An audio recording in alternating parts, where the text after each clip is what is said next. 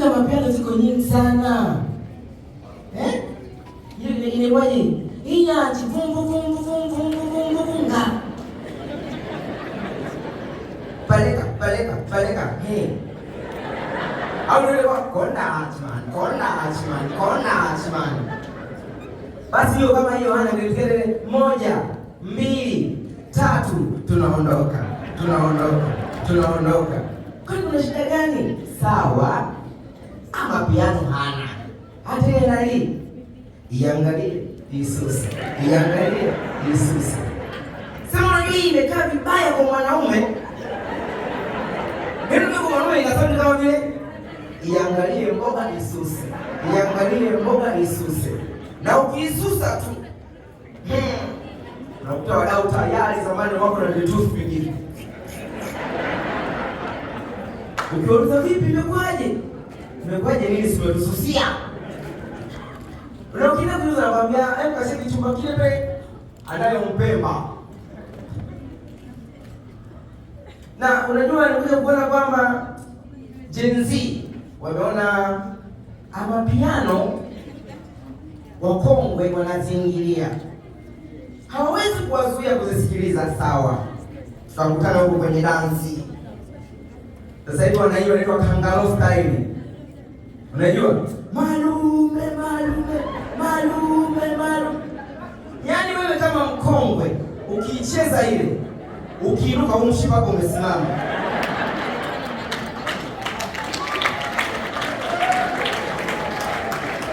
Na nimejua lengo lao ni kwamba wanataka wawapunguze wakongwe kwa style hiyo. Yaani kama mkiwa klabu wakitaka kuwamaliza wote wanainama malume. Wakongwe sasa na vitani. Alama tungua yule. Na ile ndio na ile unajua inasababisha unapata matendo yasiyo ya hiari. Yaani unainuka kwanza unasikia kichefuchefu. Unapigwa na panda uso. Unaona kama faza pale. Mashallah, mwenye umejaliwa kitambi. Usicheze malume babangu. Tutakupoteza. Kwa sababu hili linasababisha unapata matendo yasiyo ya hiari. Kama nilivyokuambia kichefuchefu. Kipanda uso. Kwikwi. Kuwashwa. Unajua kama umetetemeshwa fulani na pikipiki unawashwa huko. Hata ukimaliza hiyo malume. Lakini usiombe kukutana na matendo yasiyo ya hiari kipindi ambacho unajielezea au unataka kutongoza. Yaani ukutwe na kwikwi, chafya, kukohoa, kuwashwa. Ndugu yangu mimi nishakumbwa na kwikwi. Kipindi cha kutongoza kuna mtoto mmoja nilikubali alikuwa anaitwa Enjo huyo. Ametokea mtaani kwetu. Akasema kitu anamwongea wewe hicho mtoto kainoka. Mimi nikasema ile chombo mimi naondoka nayo. Kitu yote siku kwanza mtoto kapita bwana fresh. Nikamsikilizia siku ya pili nikasema mtoto lazima niruke naye. Mungu sio asumani nikamfuata Angel mambo vipi? Safi mzima uko poa. Unajua Angel mimi natamani sana siku moja nikuge.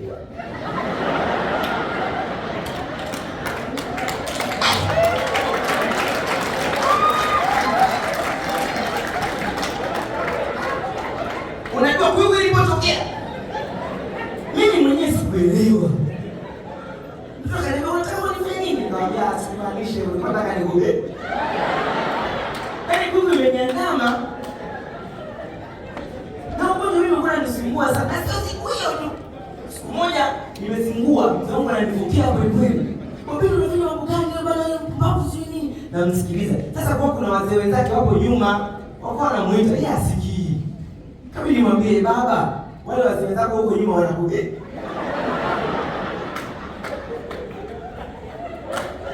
Wewe mzee alivuruga, sasa hivi umetoka wapi? Unasemaje wewe nini? Nikamwambia mzee, nitoka kwa wale wazee kule wanakuja. Na ikije na kuja na wewe mzee alinigonga bwana. Mzee alinigonga. Na hiyo haikuishia hapo pia. Nikaja kunipiga kwenye tukio jingine, Mungu wangu, ile ndio ilikuwa la udhalilishaji. Nimegombana na mpangaji mwenzangu vizuri, akawa amekasirika. Si akaenda polisi. Kaenda kule katoa maelezo ya uongo. Nikaitwa kule bwana. Nilifika pale polisi kweli, na mkuta mkuu wa kituo na wasaidizi wake. Wameeleza. Sasa mimi nikajua jamaa amewadanganya kabisa. Mkuu wa polisi, wewe mkuu wa polisi na wasaidizi wako, yule jamaa amewabe.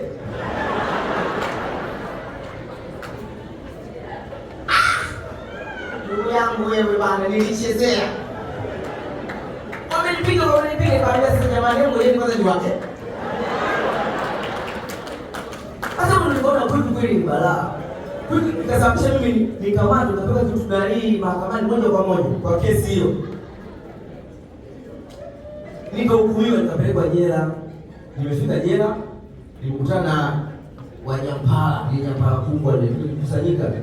Afanye jela ukifika, utakiwa kusema kesi ndogo ndogo. Unasema kesi kubwa. Nimepiga mtu kisu cha kiuno. Hata kama umeiba kuku. Jikakamue tu. Ulifanya nini? Niliiba maiti. Ulikuwa unaipeleka wapi? Sijui. Yaani wewe kwani wewe ni bandido.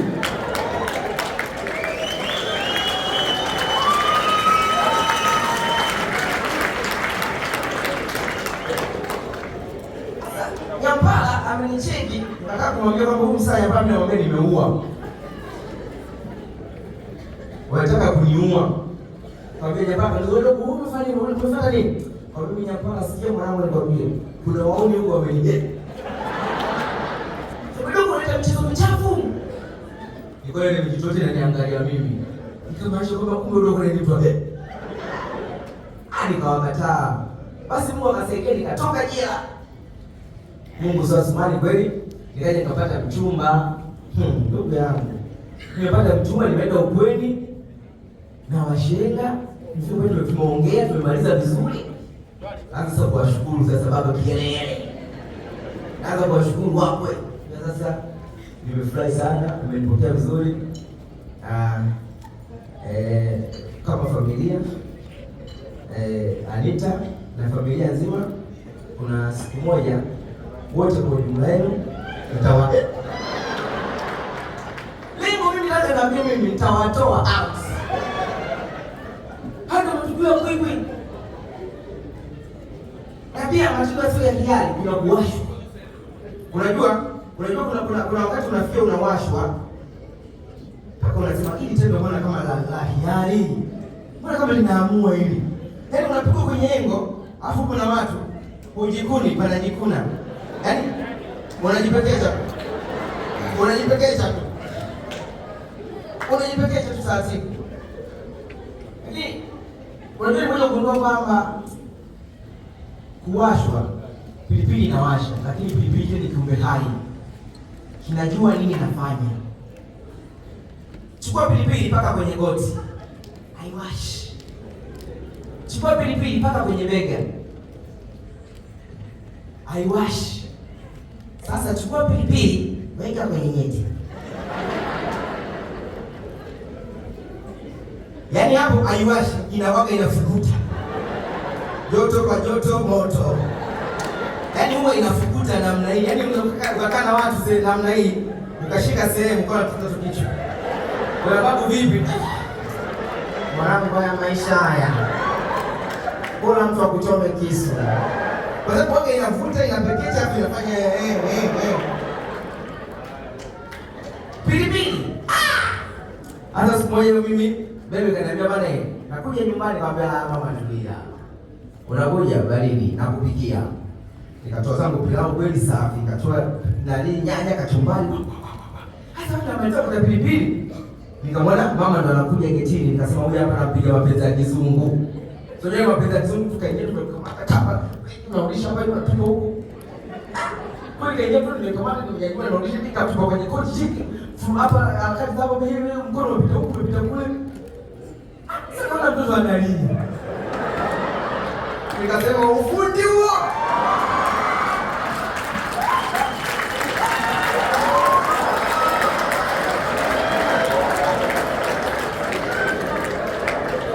Umeona watu kama ndio michezo yao. Wanaweka pilipili kidogo. Mtu ananyosha miguu ile akasema huu ufundi. Hata yule mtoto anakuja kujichanganya. Akaniambia moto, nasikia kama moto, nikasema sasa naupeleka. Take that of my time.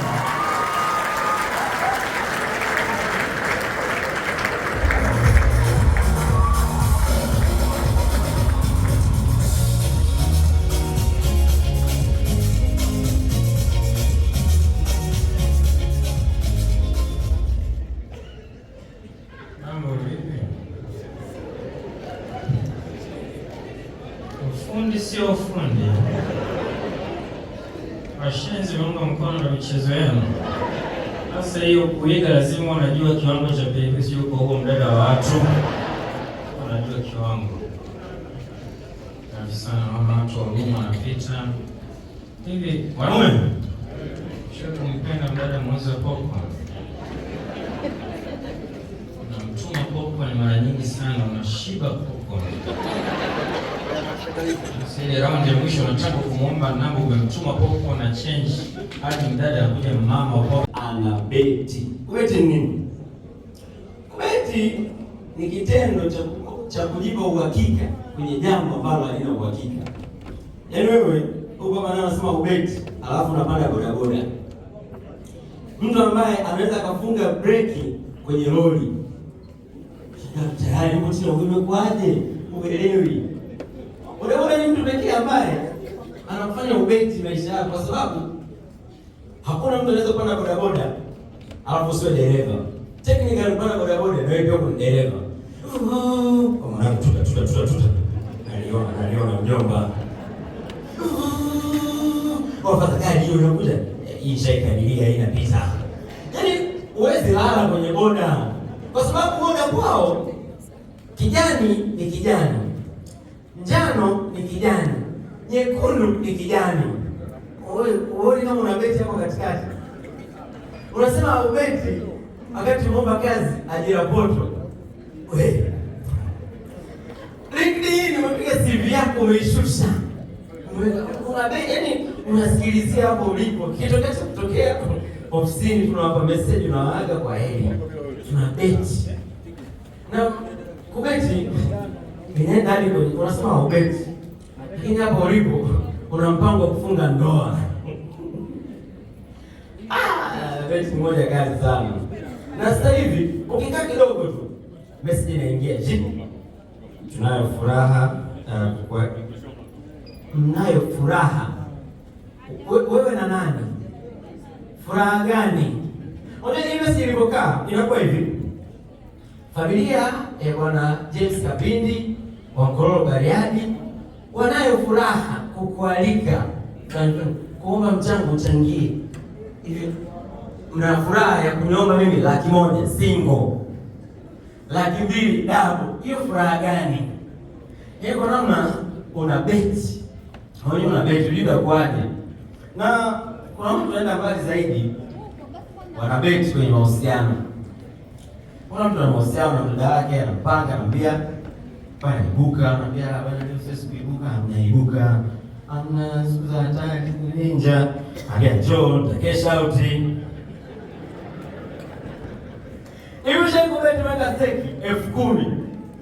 Alafu unaivizia hiyo kesha out. Unakuchungulia hivi, muhindi kakuachia 200. Yaani jamaa ana beti kwa kesha out. Unakuja kwa kesha out hivi, unatoa toni. Hapo nyinyi watu wa huku. Ni kesho tunapasha ni kubeti. Yaani lazima ukae kitaalamu. Serikali yenyewe kuna muda ina beti. Inakuangalia kutoka form 6 na sasa sikiliza huyu. Tunampa mkopo, alafu akimaliza chuo tunamwajiri, tunajilipa hela yetu.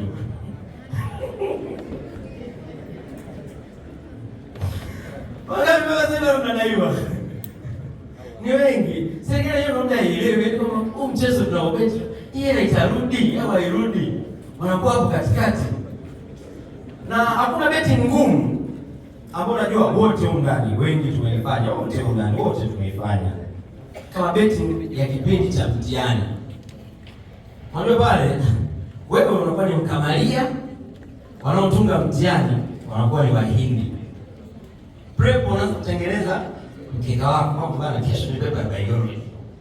Unaiangalia, unaanza kuotea, unaruka hiki kwa mtihani iliyopita hiki hawatoi, unaruka.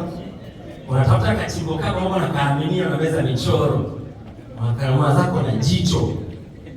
Lebo vizuri, pati zake unachora. Leo kama unasema ya mtu umechora majicho la 6. Kama unachora huko, unachora nyuma, unachora mbele. Umekariri iko sawa. Angalia na kuangalia tu fresh. Unaingia kwenye mtihani hivi, wametoa sikio. Unajua kwa nini ngumu kwenye mtihani? Kama unaambiwa uchore kitu ambacho unacho.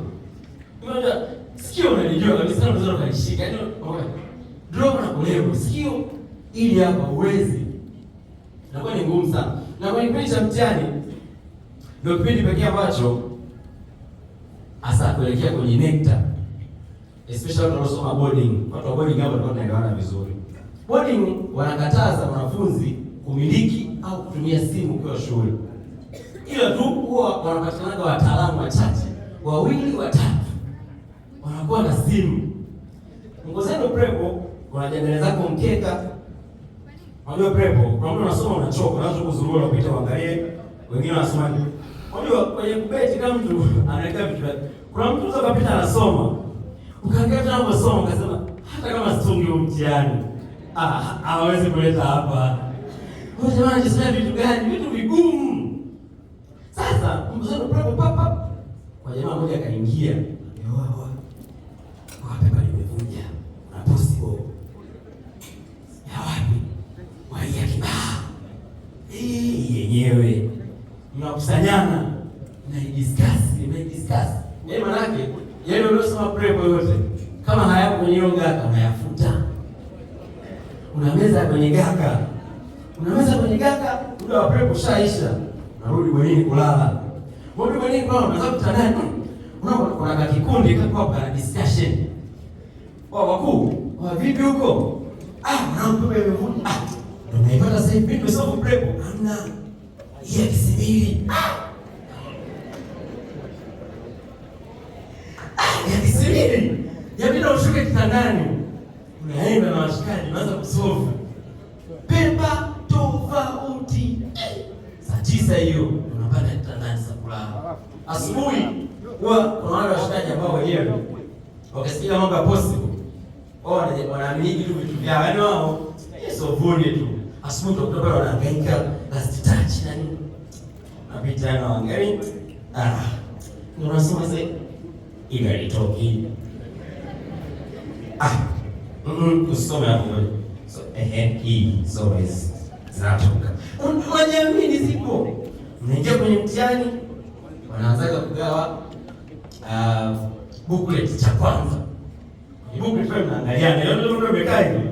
Unaangaliana hivyo watu na wewe unapiga sababu dakika 45. Unataka usome 45 tupo nje. Unaangaliana. Wametoa booklet, wanaacha question paper. Don't open the question paper. No, basi hatuna haraka. Toke ni ya nini? Okay. The time we have is 3 hours. You may start. Unasikia pale kwa kama anafunua. Kimoyo. Sasa hapa tunataka kuongea kwa sauti lakini kwa kutumia macho. Kwa mkono. Karibu beba sio. Ili sio. Kuna mtu mtamani nimwambie msimamizi, mtihani tunaujua sio huu.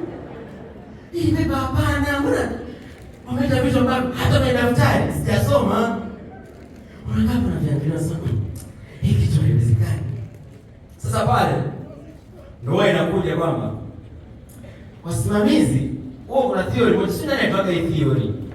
Watu wanasema kwamba wanatunga mtihani wao wanapokezana. Kuna NECTA, kuna baraza, alafu watu wa chuo. Ndio mimi nimegraduate sijatunga mtihani wa form 4.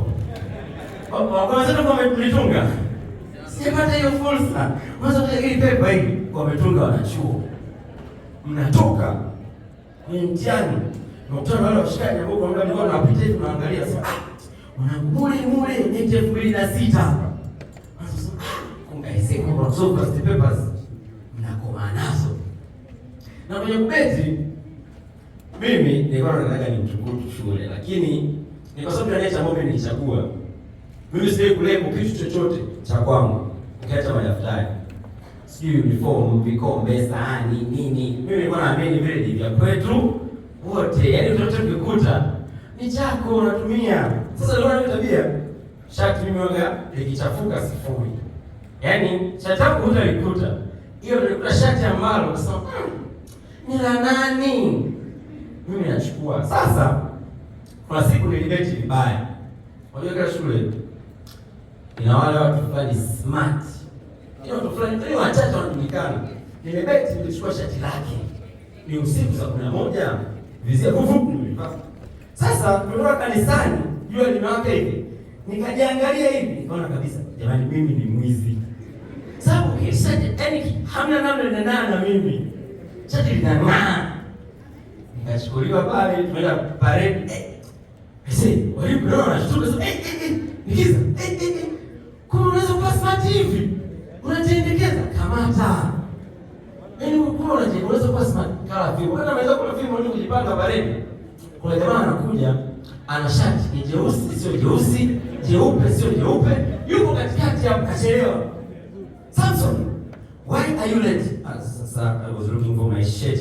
Nilijua Nikiza njoo. Thank you. Mtaa mzima. Yaani akiwa wewe ukitaka kujua huyu mtu kafika saa ngapi unaulizwa. Umekutana wapi na lomolomo? Yaani kama umekutana na lomolomo kilomita kadhaa na ulichelewa. Sasa kuna ile umetumwa na mama yako mpaka lomolomo ashafika nyumbani.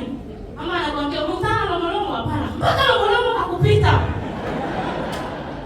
Ashafika nyumbani. Wewe lomolomo siku moja ukikutana naye tunamsati. Lakini kuna umbali akitembea unajua soga ashasajiwa. Yaani ukiuza yaani kutoka kule kwa mama nani manka mpaka hapa anatamia mfukoni. Baada ya tena hakumsachi. Lakini raha ya kulewa walevi hai. Hapo sio kwa makampuni ya kulewa watumie walevi kumtengeneza matangazo. Sababu kama mtu anakunywa mbege lita 6 alafu analewa. Sina mtumia tu mtu jamani kwa matangazo. Unasema tu kama huyu kalewa hivi, je, wewe? Sasa hizo naweka wasanii wakubwa eti kwenye mabango. Kama ile lomolomo kwa tu ile yani akiwekwa. Babake ani mnakunywa. Na raha ya kulewa unaamka unajutia. Yaani ndio unaamka kwa ukiamka unajuta ndio unajua hili kweli jana nimelewa. Kuna ile unaamka asubuhi mzee ukiangalia tu simu umeangaza kwa asubuhi unaangalia miamala uliotumia jana. Kuna sehemu ulilipa kaoshi ukiangalia gari ni chafu. Unajiuliza niliosha gari ya nani jana jamani? Ukiangalia kuna sehemu umemlipia, umerequest badala ya kulipa 700 ilienda 75.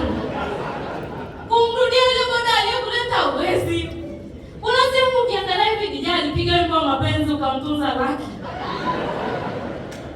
Akapiga siri nani kama mama au ukamtumia mama yako 70,000. Yaani ukipiga hesabu hivi asubuhi kujuta. Si kuna sehemu ulikutana na mhudumu ameumbwa na kwa sababu unaumbwa fulani ukamtunza. Kuna mwingine ulipewa 7,000 maana mnafanana majina.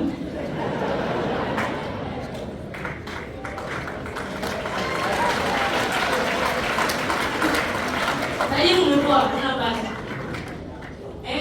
Hiyo ndo raha kwa mtu asubuhi umelewa. Bora uamke ukiwa na hiyo simu ya kuangalia miamala. Ana kitu nataka hiyo kama kuamka una simu. Misingi anaijua kweli kweli. Na mimi nimekuja kugundua kwamba ndoa sio ngumu. Kama mablaza ambao kwenye ndoa wanapenda ndoa ni ngumu, ndoa sio ngumu, ndoa ni nyepesi. Sasa ukiamua kujifanya mjinga, mpumbavu huelewi, ndoa inakuwa nyepesi. Simaanishi kama wale kwenye ndoa ni wajinga. Ila wamejua kutumia principle ya ujinga vizuri. Na unajua ujinga ufanye kazi vizuri. Kwanza mkutane wajanja wote. Alafu mmoja ambaye kujifanya mjinga. Hapo ndo utaona ujinga vizuri. Unajua kwa mtu mwenye akili ambaye kujifanya mjinga bro hapo hamtakamatana, mtazungushana pia hivi. Hamtakamatana ni naingilia hapa natokea hapa. Hivi unajua kwa ile ndoa ambayo ndoa ina miaka 27. Watu wanapigana, wanagombana, ila hawaachani. Wako pale pale, unajua wako pale ile stage ambayo imefika kwamba mwanaume anapigwa kwenye ndoa, ila ndoa haivunjiki. Sababu unaweza kumfanya mwanza brother, ndoa yako ina msukosuko lakini hamwachani. Unatumia siri gani brother? Sisi ama siri mdogo wangu, mimi najifanya tu mjinga ili mambo yaende. Unagundua kwamba ujinga ndio unaoendesha ndoa nyingi. Makofi kwa ujinga tafadhali.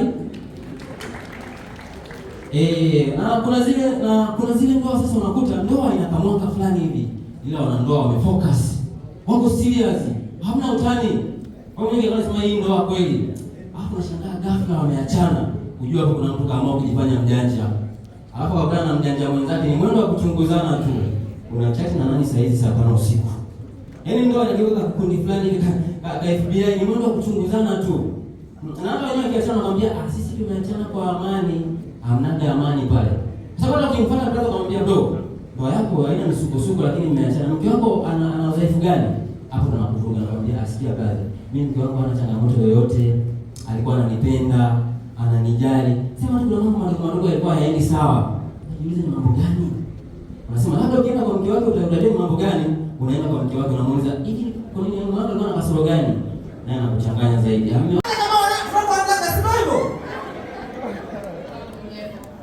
Unaona anakosea jinsia?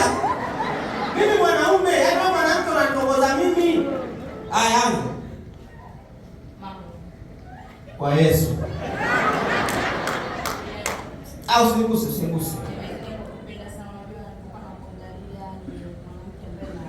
Mimi mwanaume. Kama jinsia na uchanganya unaangalia suruali sawa.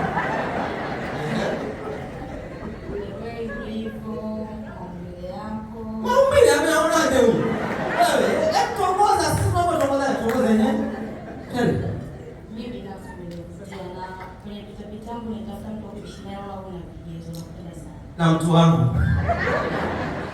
Mimi naelewa, ila mimi nataka niwe tikiai kama vipi. Na siwezi kukopa tukienda utapima uwezo kati ya yule na mimi. Mwanaume siwakushi na kazi na mtu wangu.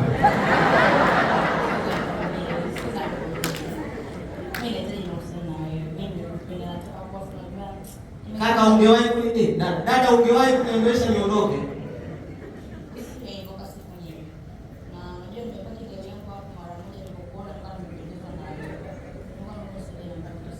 Sina simu. Mbona hiyo hapo simu? Ya baba.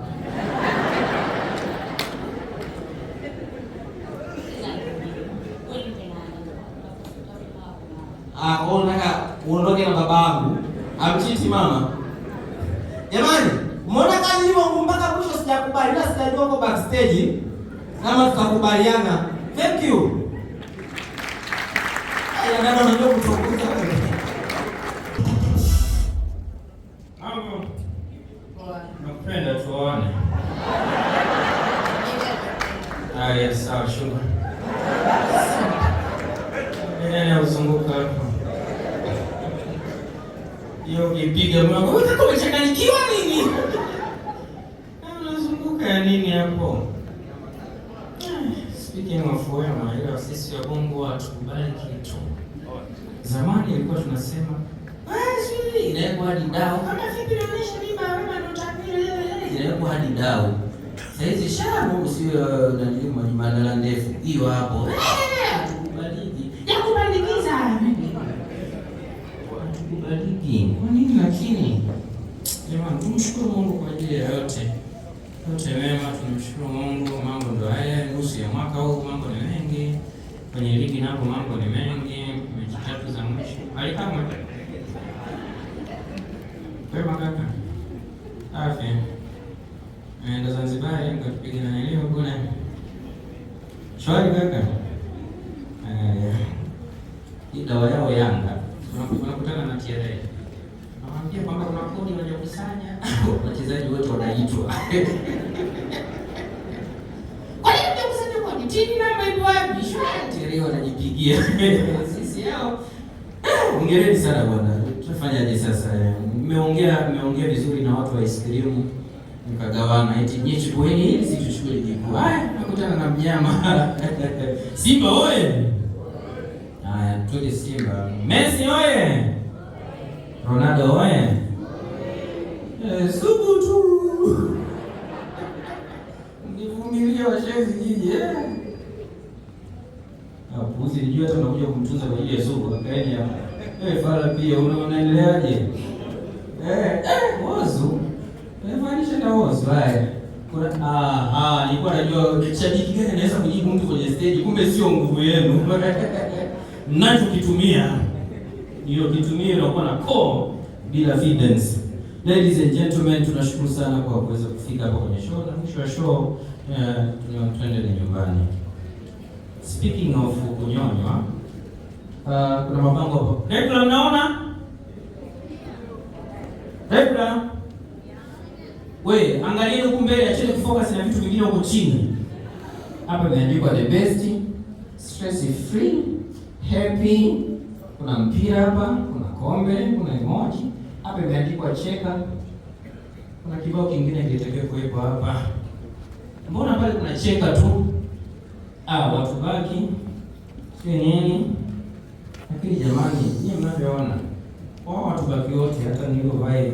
Nani hapa alikuwa anaongoza kwa kunyonya? Ni mimi. Dada, ulikuwepo wakati tunanyonywa? Kwa umecheka kwa nguvu hivi, ulikuwepo? Yule baba mnyonyaji. Na mimi ningewakilisha kwenye ushahidi wa kunyonya mzee Shao, ningetoa ushahidi moja kwa moja. Kuna mtu alikuwa anaita wadada tu. Kuna mtu anaita wakaka tu. Kuna mtu anaita mkaka mmoja mmoja. Wewe kwa ajili ya Yesu, ule mnyonyaji. By the way, we thank God for all. Nyonya tuchekeshe tu watu, si ndio jamani? Ndio ndugu yangu, kwema? Shwari. Kaka uko kwenye mahusiano? Kaka usiingie kwenye mahusiano. Wauza simu oye. Ni muuza simu pekee ambaye kwa kweli hana ndevu. Ukiuliza location iko wale wa makumbusho kudadeki. Ni hatari. Tuite mtu ama nimesema naifuata jamani. Haya sawa. Ladies and gentlemen, piga makofi mengi ya juu. Napomleta simu nyingine on stage, anaitwa ni Kiza on stage.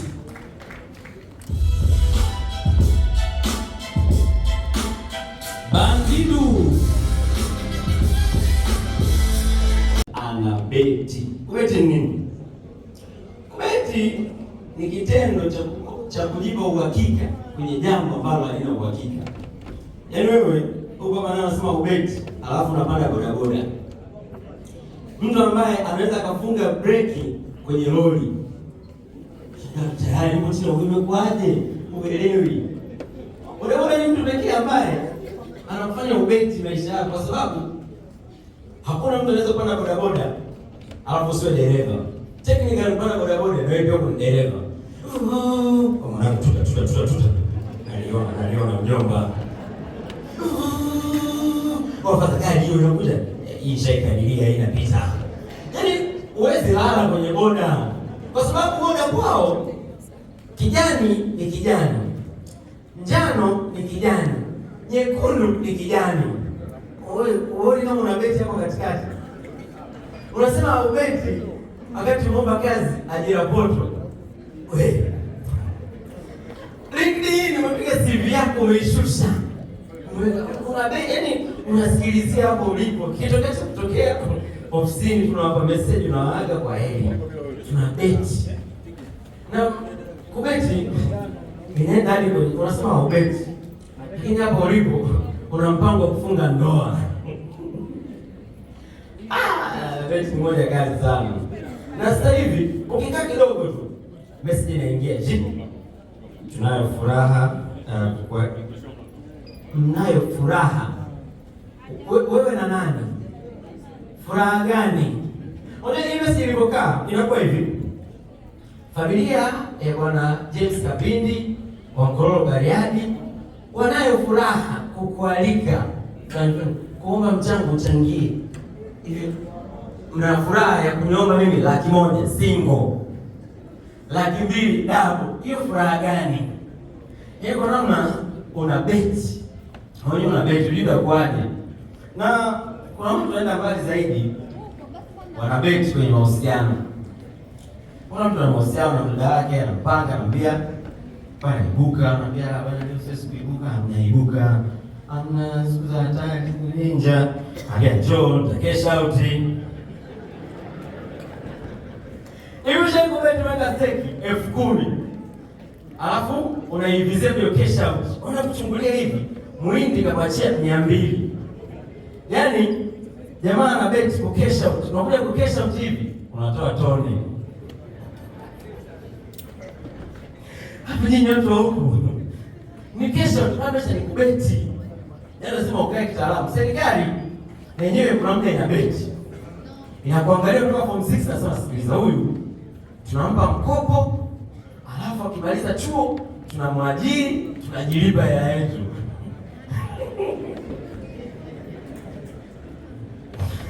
Wakati sasa unadaiwa. Ni wengi. Serikali hiyo ndio haielewi kama huu mchezo tunaobeti, hela itarudi au hairudi. Wanakuwa hapo katikati. Na hakuna beti ngumu ambapo unajua wote huko ndani, wengi tumeifanya, wote huko ndani, wote tumeifanya. Kama beti ya kipindi cha mtihani. Unajua pale wewe unakuwa ni mkamalia, wanaotunga mtihani wanakuwa ni Wahindi. Prep unaanza kutengeneza mkeka wako hapo bana, kesho ni paper ya biology. Unaiangalia, unaanza kuotea, unaruka hiki kwa mtihani iliyopita hiki hawatoi, unaruka. Unatafuta kachimbo kako hapo na kaaminia unaweza michoro. Makalama zako na jicho. Lego vizuri, pati zake unachora. Na ndio unasema ya mtu umechora majito la 6. Na unachora huko, unachora nyuma, unachora mbele. Umekariri iko sawa. Kuangalia tu fresh. Unaingia kwenye mtihani hivi, wametoa sikio. Unajua kwa nini ngumu kwenye mtihani? Kama unaambiwa uchore kitu ambacho unacho. Unajua sikio unalijua kabisa, unaweza kulishika. Yaani drop na kuleo sikio ili hapa uwezi. Inakuwa ni ngumu sana. Na kwenye kipindi cha mtihani ndio kipindi pekee ambacho hasa kuelekea kwenye NECTA. Especially watu wanaosoma boarding. Watu wa boarding hapo ndio wanaelewana vizuri. Boarding wanakataza wanafunzi kumiliki au kutumia simu kwa shule. Ila tu huwa wanapatikana wataalamu wachache, 2 3 wanakuwa na simu. Mngozeni prepo, unajadili zako mkeka. Unajua prepo, kuna mtu anasoma unachoka, unaanza kuzurura kupita uangalie, wengine wanasoma. Unajua kwenye kubeti kama mtu anaweka vitu vyake. Kuna mtu anaweza kupita anasoma. Ukaangalia tena unasoma ukasema hata kama situngi mtihani, hawezi kuleta hapa. Wewe jamani unajisema vitu gani? Vitu vigumu. Sasa mzee prepo papa kwa jamaa mmoja akaingia. Pepa limevuja. Na possible. Ya wapi? Waia kibaa. Yenyewe. Mnakusanyana. Mnaidiscuss. Yaani manake, yale uliosoma prep yote kama hayapo kwenye hiyo gaka unayafuta. Unameza kwenye gaka. Muda wa prep ushaisha. Narudi bwenini kulala. Mbona bwenini kulala unaanza kutandana? Kuna kikundi hapo na discussion. Wakuu, vipi huko? Mwanangu imevunja. Unaipata sasa hivi ndio sio prep. Hamna. Yeye kisibili. Kisibili. Yabidi ushuke kitandani. Unaenda na washikaji, unaanza kusolve. Pepa tofauti. Saa 9 hiyo unapanda kitandani sasa kulala. Asubuhi huwa kuna wale washikaji ambao wenyewe wakisikia mambo ya possible wanaamini vitu vyao, yaani wao sio vuni tu. Asubuhi ndio pale wanahangaika last touch na nini. Napita na wangali ndio nasema sasa ile itoki. Usome hapo. So hii so is zinatoka. Unajamini zipo. Mnaingia kwenye mtihani wanaanza kugawa booklet cha kwanza. Booklet mnaangaliana, ndio umekaa hivi. Unaangaliana hivyo. Watu na uweni. Unapiga sababu dakika 45. Unataka nusu 45 tupo nje. Angalia. Wametoka booklet. Wanaacha question paper. Don't open the question paper. No, this is not haraka. Open ya nini? Okay. The time we have is 3 hours. You may start. Unasikia pale kwa kama anafunua. Kimoyo. Sasa hapa tunataka kuongea kwa sauti lakini kwa kutumia macho. Kama karibu ile sio. Ili sio. Kuna mtu anatamani nimwambie msimamizi, mtihani tunaujua sio huu. Hii pepa hapana, mbona wameleta vitu ambavyo hata kwenye daftari sijasoma. Unataka kunaviangalia sana. Hii kitu haiwezekani. Sasa pale ndio inakuja kwamba wasimamizi wao kuna theory moja, si nani anataka hii theory. Watu wanasema kwamba wanafunga mtihani wao wanapokezana. Kuna nekta, kuna baraza, alafu watu wa chuo. Unajua mimi nimegraduate sijatunga mtihani wa form 4. Wanasema kwamba tulitunga. Sijapata hiyo fursa. Mwanzo ile paper hii wametunga wanachuo. Mnatoka kwenye mtihani. Mkutano wale washikaji ambao kwa muda mrefu wanapita hivi tunaangalia sasa. Mule ni 2006. Kungaise kwa kusoma first papers. Mnakoma nazo. Na kwenye kubeti mimi nilikuwa nataka nimchukue shule lakini ni kwa sababu ya nature ambayo nilichagua. Mimi sitaki kulebo kitu chochote cha kwangu. Ukiacha madaftari. Sijui uniform, vikombe, sahani, nini. Mimi nilikuwa naamini vile ni vya kwetu wote. Yaani mtoto ukikuta ni chako unatumia. Sasa ndio na tabia. Shati mimi wanga likichafuka sifuri. Yaani shati yako utalikuta. Hiyo ndio shati ambalo unasema ni la nani? Mimi nachukua. Sasa kuna siku nilibeti vibaya. Unajua kila shule ina wale watu fulani smart. Hiyo watu fulani ni wachache wanajulikana. Nimebeti nilichukua shati lake. Ni usiku saa 11 vizia nilipata. Sasa tulikuwa kanisani, jua limewaka hivi. Nikajiangalia hivi, nikaona kabisa jamani mimi ni mwizi. Sababu kisha yani hamna namna nenda na mimi. Shati linang'aa. Nikachukuliwa pale tumeenda parade. Walimu leo wanashtuka sasa nikiza. Kama unaweza kuwa smart hivi? Unatendekeza kamata. Yaani unaweza kuwa smart kala vipi? Kama unaweza kuwa vipi ndio kujipanga parade. Kuna jamaa anakuja ana shati ni jeusi sio jeusi, jeupe sio jeupe, yuko katikati hapo kachelewa. Samson, why are you late?